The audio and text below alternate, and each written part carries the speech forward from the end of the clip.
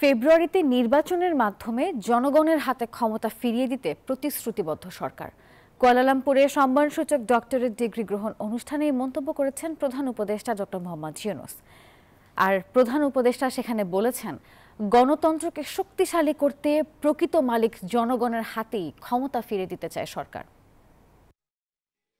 বিশ্বজুড়ে নোবেলজয়ী ডক্টর মোহাম্মদ ইউনূসের স্বীকৃতির পালকে যুক্ত হলো আরও একটি degree.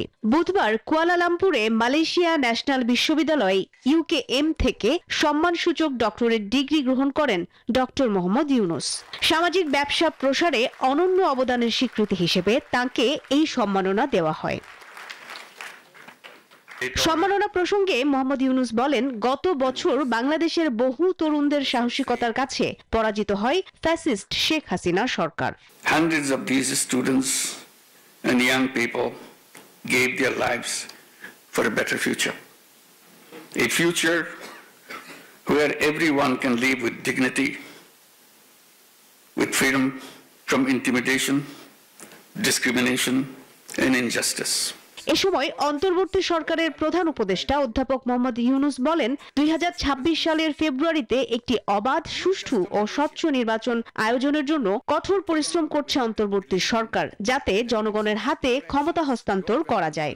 Our government is focused on ensuring peace and stability. We are committed to strengthening democracy and giving power back to the rightful owners, the people of the country. We are also working hard to hold a free, fair and transparent election. Date is announced.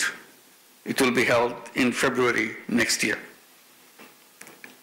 so that power is handed over to the true representatives of the people.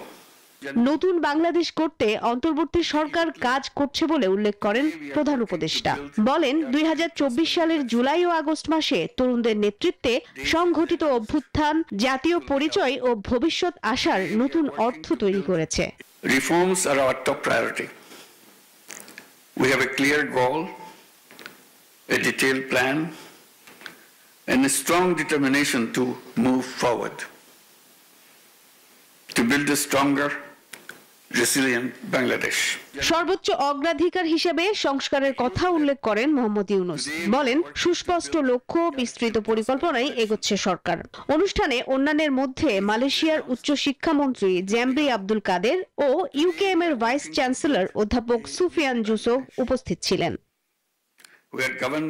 Marufa Rahman, news 24, Dhaka.